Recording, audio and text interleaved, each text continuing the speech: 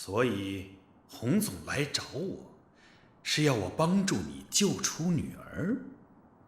你不要明知故问，这件事你也逃不出干系。那2个家伙不也是你指派的吗？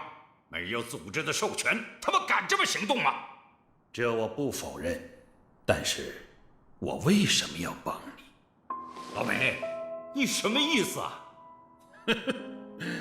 当初为了找儿子你抛弃组织，现在为了找女儿又不得不回来，你的人生可真是无常啊！你把密宝猎人组织当成什么了？